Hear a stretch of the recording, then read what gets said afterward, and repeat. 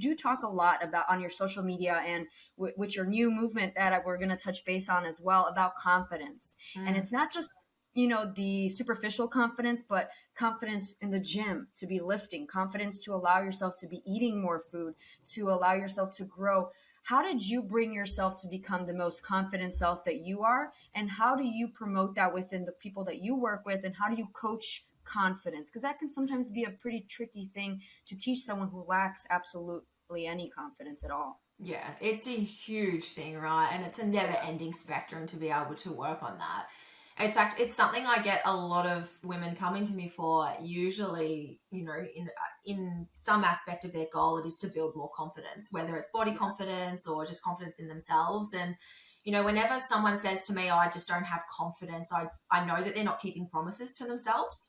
And that's something that I usually would investigate, like as a coach, and something I've obviously worked on a lot with myself is, the truth when it comes to building confidence is developing self-trust. And it can come down to as simple as like hitting your macros or going to the gym or hitting your step target, like following through and doing the things that you promise to yourself.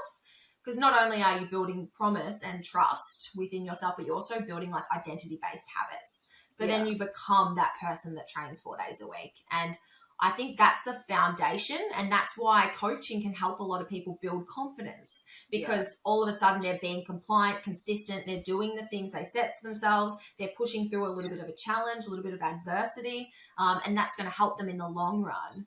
Yeah. And also when it comes to confidence, it's just such a multi-layered thing, right? Because the other thing that we're sucked into these days is social media and, the comparison that comes with that. And I just think comparison is the thief of joy. And that's a big stealer of a lot of people today in the fitness industry.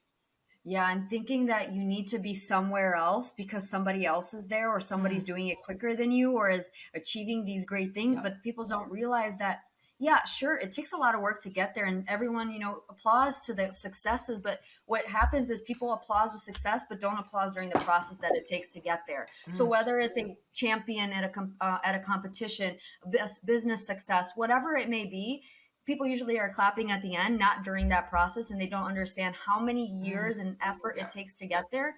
So it's important to be, you can set goals for yourself and be inspired, but understand that your journey is not going to look exactly the same as anybody else's.